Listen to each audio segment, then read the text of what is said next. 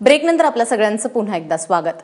महाराष्ट्र आणि कर्नाटकात वादास कारणीभूत ठरलेल्या बेळगाव सीमा प्रश्नी सर्वोच्च न्यायालयाने महाराष्ट्राची कानउघडणी केल्याचं वृत्त कन्नड माध्यमांनी दिलेलं आहे। भाषिक राज्य स्थापन करताना सीमांची आखणी करण्याची प्रक्रिया 1956 साली पूर्ण झाली। तुम्ही 50 वर्षांनंतर 2004 मध्ये अर्ज दाखल केलेला आहे। इतके दिवस तुम्ही काय करत होतात असा प्रश्न सर्वोच्च न्यायालयाने महाराष्ट्र सरकारला विचारलेला आहे। या सगळ्या संदर्भात अधिक माहिती देण्यासाठी आमचे प्रतिनिधी प्रशांत कदम आता आपल्याबरोबर आहेत। प्रशांत, नेमकं काय झालंय सुप्रीम कोर्टात?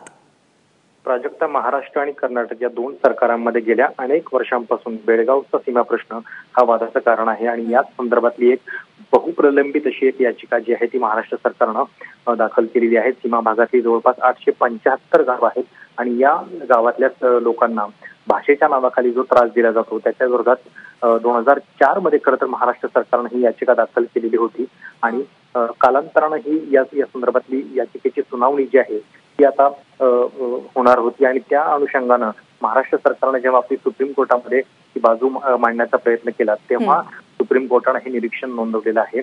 भाषिक निकषावरती जी राज्यांची रचना झाली ती 1956 साली पूर्ण झाली आणि त्याला आता जवळपास 40 वर्ष पूर्ण होत आहेत। इतकी वर्ष तुम्ही मग झोपला होतात का? याच्या आधी का तुम्ही हालचाल केली नाही? अशा पद्धतीचं एक मौखिक निरीक्षण जे आहे ते सुप्रीम कोर्टानं या याचिकेच्या वेळी सुनावलेलं आहे। अर्थात या संदर्भातली पुढची सुनावणी जी आहे ती 10 ऑगस्टला होणार आहे आणि हे केवळ कोर्टाचं मौखिक निरीक्षण आहे।